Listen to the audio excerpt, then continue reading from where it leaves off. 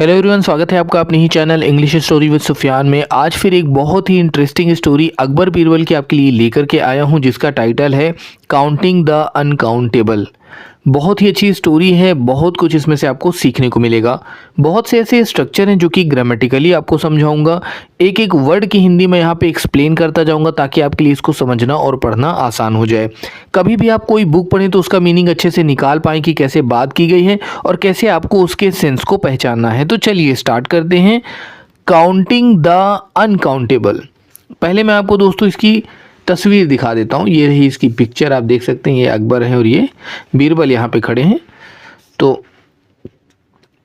Counting का मतलब होता है गिनना या गिनती करना।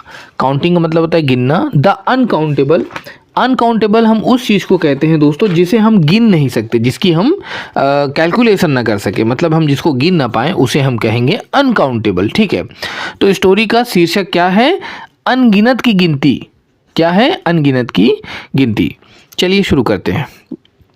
One night as Akbar was standing on his terrace with Birbal. One night, one का मतलब होता है एक, नाइट का मतलब होता है रात। तो एक रात एज अकबर, एज जैसा कि अकबर नाम था बादशाह अकबर का। वॉज का मतलब था, थी, थे के लिए हम इस्तेमाल करते हैं जब कोई चीज़ पास्ट में हम यूज़ करते हैं। तो यहाँ पे थे हो जाएगा क्योंकि अकबर खड़े थे। ठीक है। स्टैंडिंग का मतलब खड़े होना, स्टैंडिंग का मतलब खड़े होना।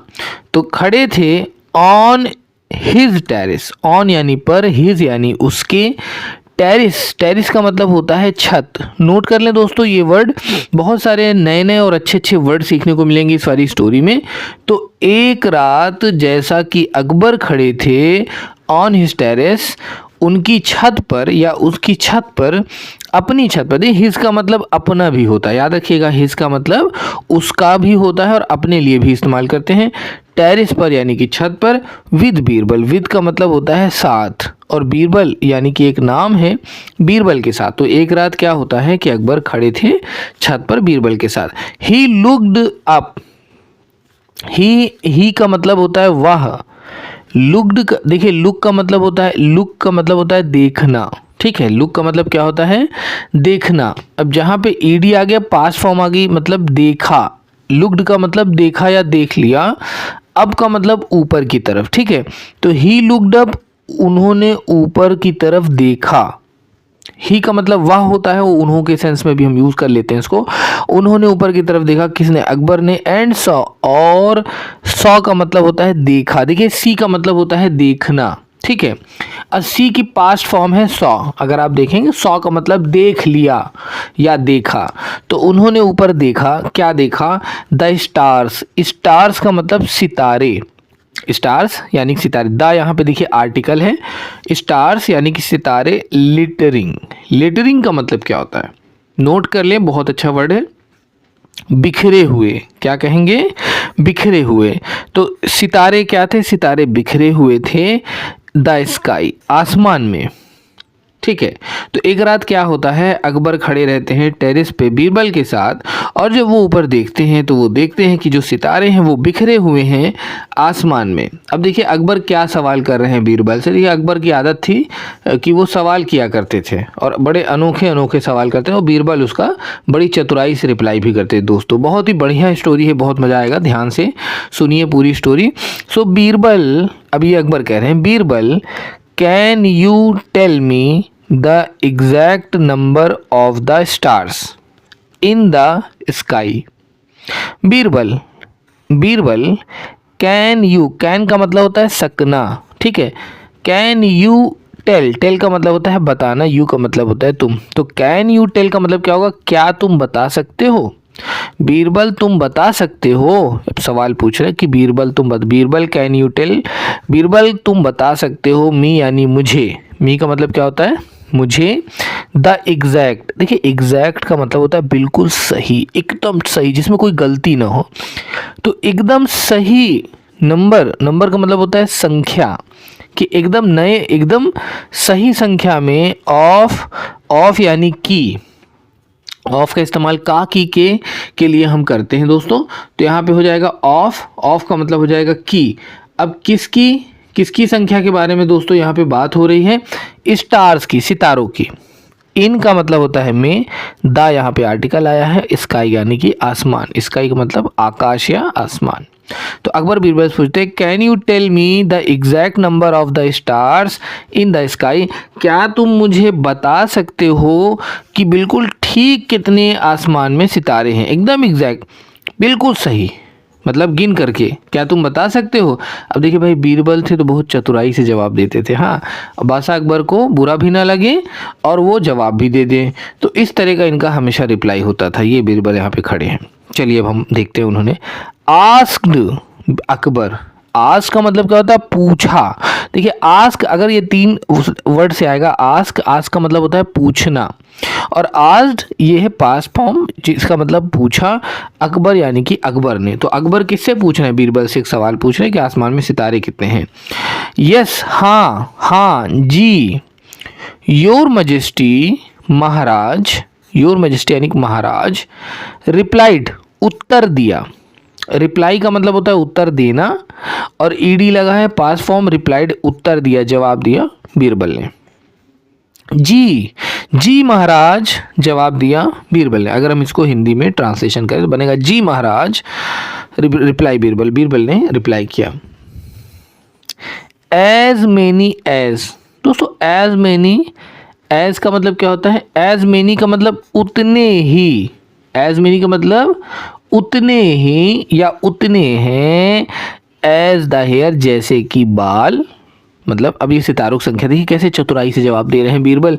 बीरबल कभी डायरेक्ट रिप्लाई नहीं करते थे, वो भी पहेली में ही जवाब देते थे।